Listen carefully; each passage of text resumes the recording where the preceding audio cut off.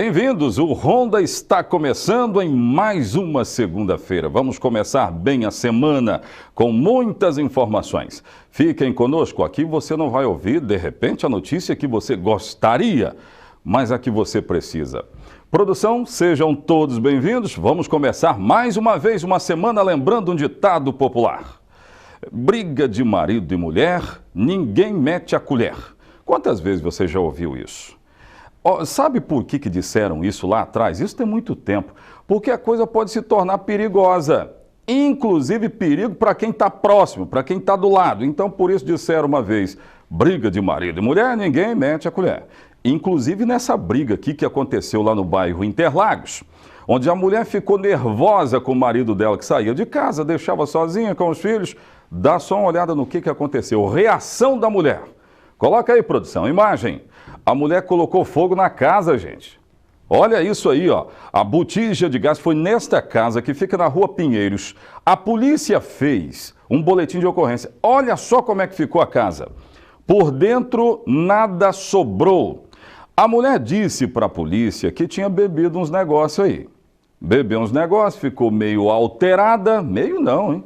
Totalmente alterada.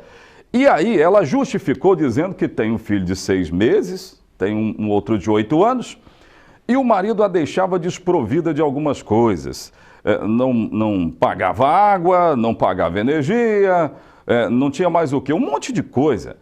Estava faltando tudo dentro de casa. Essa mulher acabou se revoltando, tomou uns negócios, uma bebida meio que forte, ficou alterada e colocou fogo na casa. Os móveis ficaram todos assim, ó. Parece que o ventilador dá para salvar, né? Parece que o ventilador vai dar para salvar. Mas isso aconteceu. Aí me perguntaram hoje nas redes sociais o seguinte, a mulher ficou presa? Gente, ela provocou um dano contra um bem que é dela. Aí ela esteve na delegacia, né? Deu as justificativas e tal, e foi liberada. O problema é que essa mulher agora tem um grave problema para resolver. Porque casa ela não tem mais. Colocou fogo na própria casa. É isso aí, gente. Se não tivesse a bebida, talvez houvesse o pensamento do tipo, tá difícil, mas eu não vou provocar uma situação ainda mais difícil. Mas ela acabou entrando numa situação tremendamente difícil. Imagine agora, sem o aparato do marido, que segundo ela ia fazer uso de alguns entorpecentes no bairro Santa Cruz, foi isso que ela disse para a polícia. Imagine agora, sem o marido, sem casa, com 2 filhos. A situação ficou nervosa, ficou um negócio feio, mas gerou boletim de ocorrência e essa é a explicação para este incêndio, porque até ontem à tarde nós tínhamos a informação de que havia apenas um incêndio. Aí muito se perguntou, será que foi criminoso? Será que não foi? Mas a história contada pela polícia hoje de manhã é a verídica, que a própria dona da casa colocou fogo na casa dela. Está sem casa agora. Gente, ainda hoje eu vou falar sobre o presídio da cidade. Produção, teve fuga lá, não teve? Rapaz, teve fuga no presídio. Juliana Salles. Juliana Salles já está no Espírito Santo, ela já foi transferida. A defesa não conseguiu a soltura dela, entre outras informações. Fiquem conosco, no rádio ou na TV, a notícia chega até você.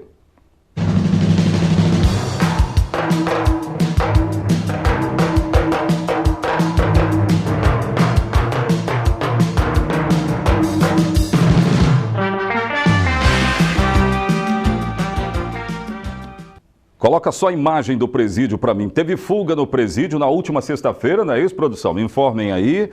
Teve até tiros disparados. A população do bairro Interlagos ficou meio amedrontada, porque foram disparados muitos tiros depois da notícia de fuga na noite da última sexta-feira.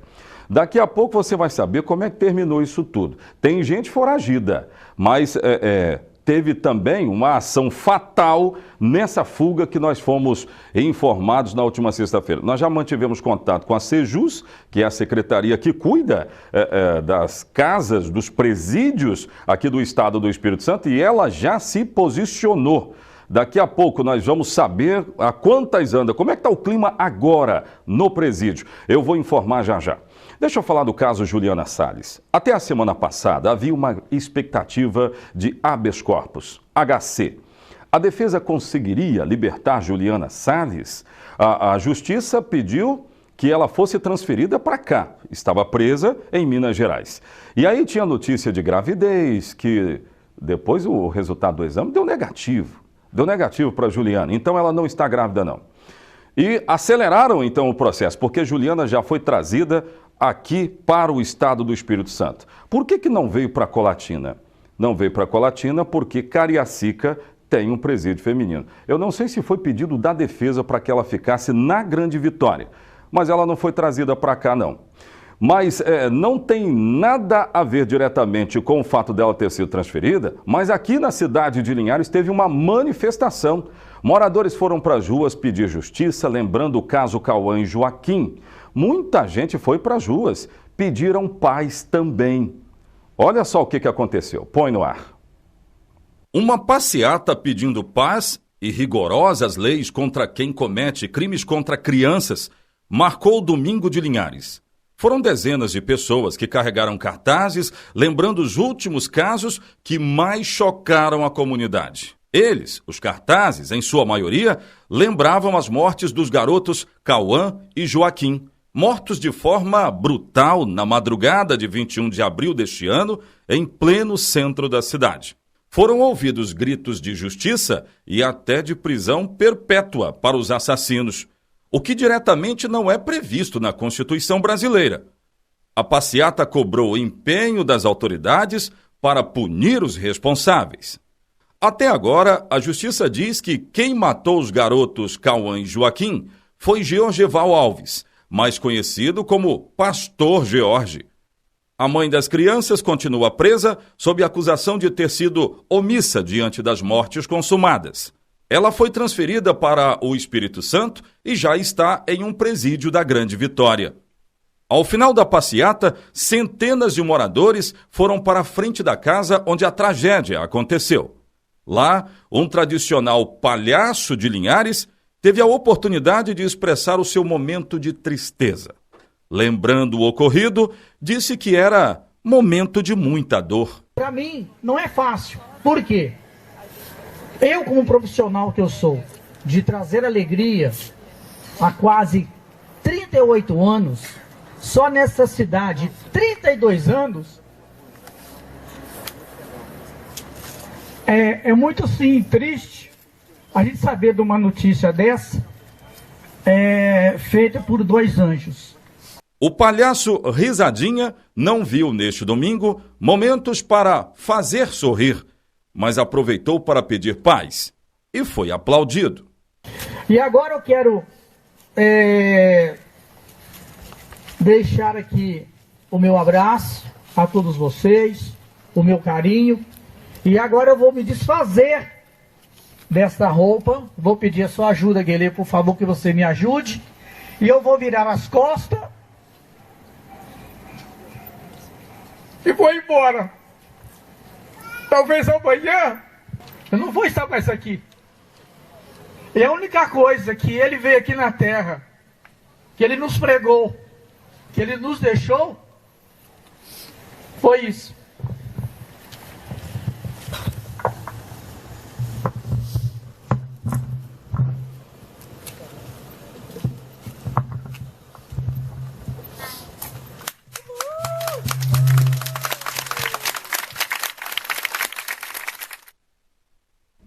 Pois é, e muita gente se emocionou de novo. Esse caso, quando a gente lembra, a gente já fica assim com o coração apertado, porque o que aconteceu realmente foi ruim demais. Eu vou chamar um bloco de comerciais, produção, mas deixa eu explicar uma coisa. Eu disse na matéria que prisão perpétua não está prevista na Constituição. Muitos cartazes, se puder mostrar lá, eu vou agradecer, pediram prisão perpétua para quem comete crimes contra crianças. Isso depende do ponto de vista, né? Porque teve um advogado que ele me falou o seguinte, não tem prisão perpétua diretamente, mas quando alguém é condenado a 100 anos, ele está querendo dizer o quê? A justiça está querendo dizer o quê? Que essa pessoa vai ficar para sempre, porque viver até mais de 100 anos pode acontecer, mas é muito difícil. Tem gente sendo condenada a 120 anos. Então, assim, prisão perpétua diretamente, não. Mas se você é condenado a tantos crimes, você pode ser condenado, inclusive, a mais de 150 anos, 200 anos de cadeia.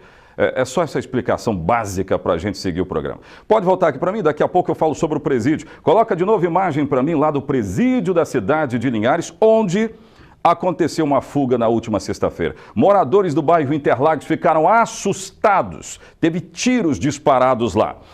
Como é que ficou essa história toda? Daqui a pouco, no próximo bloco, a gente vai saber. A Sejus já se manifestou, né, gente? Se manifestou, ok. Sejus já se manifestou. Daqui a pouco, pode voltar aqui para mim, daqui a pouco a gente aborda esse e outros casos no programa Ronda. Eu volto já.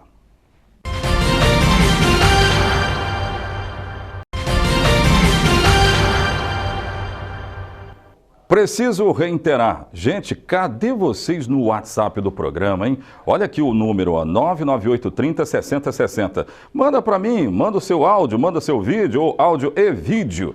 E aí eu quero saber o que está acontecendo na sua cidade, na sua comunidade. Até porque o Ronda é um programa não apenas local, ele é local, regional e aborda quase tudo.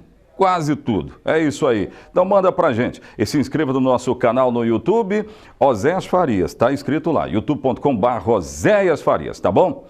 Eu vou provar para algumas pessoas jovens que o crime não compensa de jeito nenhum. E não compensa mesmo não. Sabe, nesse final de semana, a polícia estava fazendo uma ronda preventiva próximo de uma casa de show aqui no bairro Jardim Laguna. E aí, vários jovens acabaram sendo levados para a cadeia, foram apreendidos e presos, porque tinha menor de idade também. Coloca o flagrante para mim dessa operação da Polícia Militar. O resultado foi que essas pessoas foram presas e apreendidas.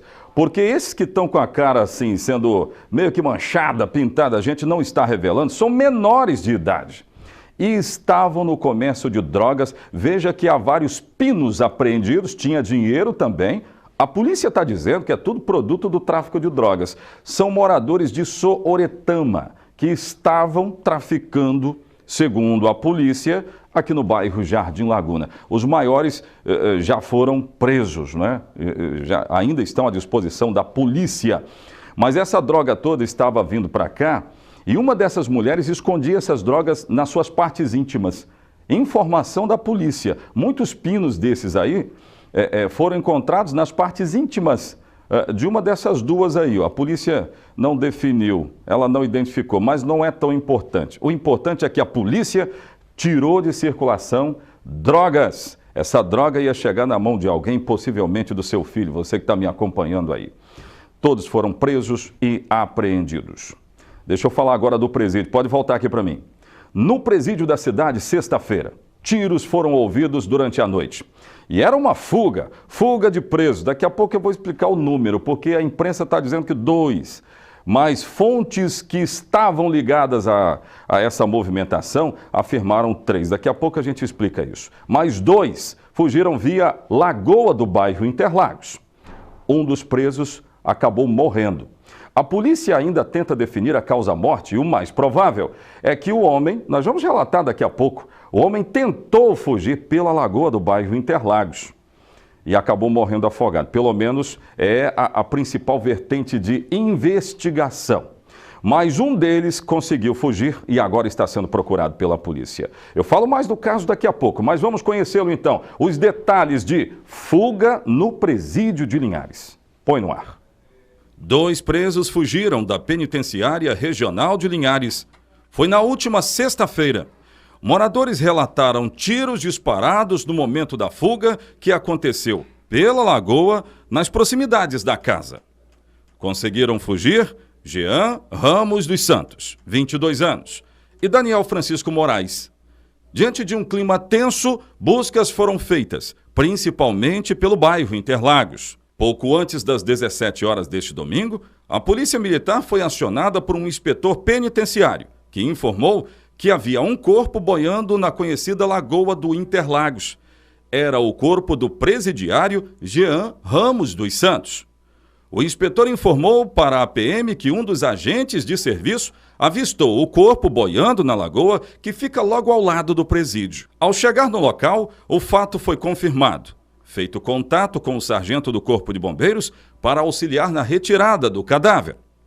A guarnição da Polícia Militar isolou a área e aguardou a chegada da perícia da Polícia Civil, que após os trabalhos que são praxe, recolheram o corpo para o serviço médico legal. A suspeita é que a vítima tenha morrido por afogamento. Inspetores que estavam no local confirmaram o fato e disseram que Jean estava preso na penitenciária pelo crime de roubo. Então vamos confirmar, um preso que estava cumprindo pena por roubo, estava no semiaberto? Não, prisão dele era provisória, ok. A prisão era provisória e estava cumprindo uma pena por roubo. O grande detalhe é que ele tenta fugir com outro amigo. Mas, na verdade, fugiram com outros 2 amigos. Este fugiu com outros 2. Só que um deles não conseguiu sucesso na fuga. Então, por isso, não entrou nessa conta. A polícia disse que foram 2, esses que tentaram atravessar a lagoa. E o Jean acabou morrendo por afogamento. A informação já está confirmada pela polícia. A Sejus disse que vai investigar o que é que aconteceu para ter mais uma fuga no presídio, nessa parte aí, onde os presos provisórios normalmente são levados. Coloca de novo a imagem lá. Coloca a imagem de novo. Mais uma vez, acontece fuga nessa parte provisória, onde tem várias pessoas cumprindo as suas penas provisórias. Então a Sejus entrou no caso, ela deu nota, já deu nota ao nosso departamento de jornalismo, liberou, aliás, afirmando o seguinte: vai apurar com rigor o que é que aconteceu para que essa fuga viesse à tona. O que deu errado? Porque não pode dar errado, os agentes estão aí. Não estou dizendo que é culpa deles também não. Não estou fazendo julgamento de valor não. Mas a Sejus, ela está dizendo que quer dar resposta para a comunidade sobre esta fuga. Como é que acontece um negócio desse? Pode voltar aqui para mim, daqui a pouco de volta tem outras informações aqui no programa Ronda. A gente gira pelo estado. Já, de volta.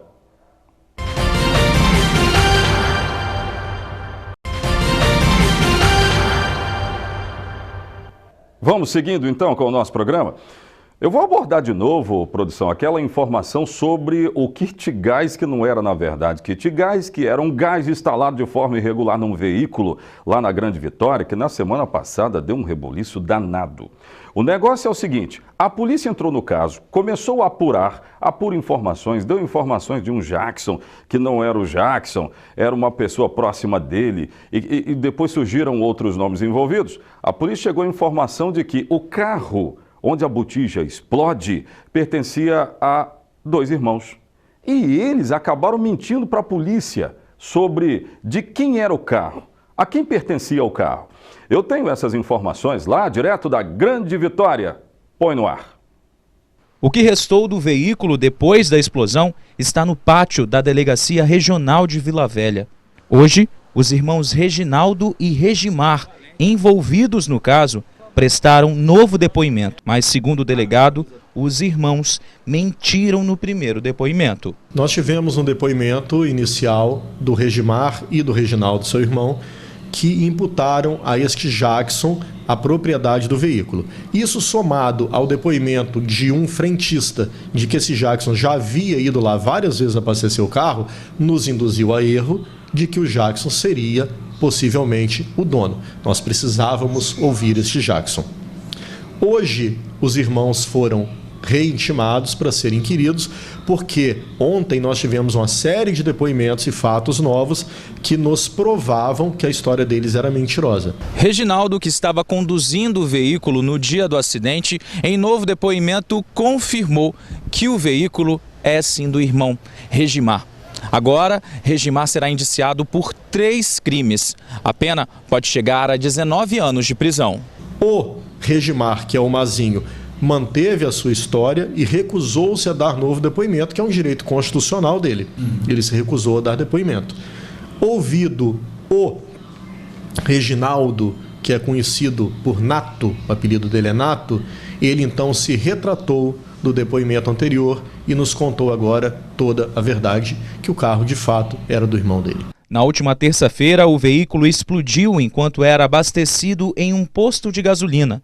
No lugar do cilindro de GNV, O gás era armazenado em um botijão de gás de cozinha. Antes, as câmeras de vídeo monitoramento registraram um carro branco, dirigido por Regimar, rebocando o veículo que explodiu. Segundo o depoimento do antigo proprietário, o carro foi vendido há 40 dias com o kit gás regular para Regimar. Pois é, então tinha o kit gás. Esse é o kit gás que nós falamos aqui. Mas aí depois o cara falou, não, agora vai ser do meu jeito. Eu vou pegar uma botija de gás e vou colocar aqui no lugar desse cilindro. Viu o que aconteceu, né? Então, colocou em risco a vida de outras pessoas. O frentista ficou ferido, não é isso, produção? Frentista ficou ferido, teve o prejuízo do posto. E como é que a polícia não vai, de repente, presumir que tratava-se de um ato terrorista? Estou falando que as investigações precisam esclarecer de fato o que aconteceu, porque os irmãos também mentiram, colocaram nas costas de um tal de Jackson, que não tinha nada a ver com o Jackson, e aí os dois agora apareceram. A investigação segue. Mas vamos falar do caso daquela brasileira que acabou morrendo em Portugal. Gente, esse vídeo que relata a brasileira falando do seu estado de saúde e diz para a família, olha, eu acho que eu vou morrer. Isso tira o ar de qualquer pessoa. É um negócio esquisito. Qual é a história? Nos últimos dias, uma brasileira embarcou aqui no Brasil, capixaba, e foi para Portugal. Só que ela engoliu droga. Essa droga seria levada para Portugal. Eu não sei o que pode ter acontecido, mas alguns dizem que numa situação dessa, quando a pessoa engole uma droga dessa aí, e se passar da hora, tem um certo período para tirar. Se passar da hora, pode dar uma infecção e essa infecção se generalizar. Pode ter sido isso, mas a capixaba morreu lá em Portugal. Confira essa história aí. Põe no ar. Segundo informações da Polícia Federal, a capixaba de 28 anos morreu na última segunda-feira. Deise de Souza Ricarte fez o pedido do passaporte para viajar para Portugal em junho deste ano em Minas Gerais. Foi lá também que ela embarcou no último domingo para Lisboa. Segundo informações da polícia portuguesa, Deise carregava no estômago drogas, passou mal e morreu em um quarto de hotel da cidade.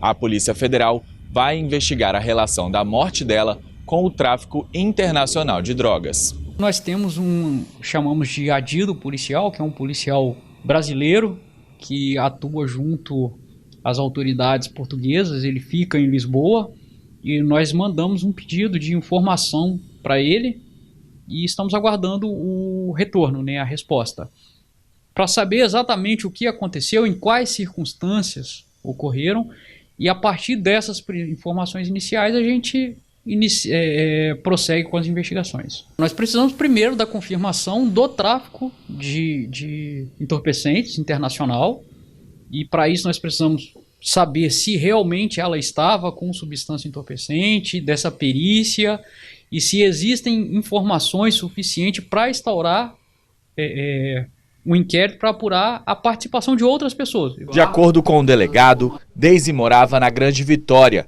e até o momento a Polícia Federal não fez contato com a família da capixaba. Não mantivemos contato com a família, pode ser que no futuro a gente faça esse contato para dar continuidade às investigações. A capixaba enviou o cartão do hotel em que ela estava para uma amiga no Brasil para que ela pedisse ajuda. Antes de morrer, Deise gravou um vídeo para a família, dizendo que sentia que ia morrer.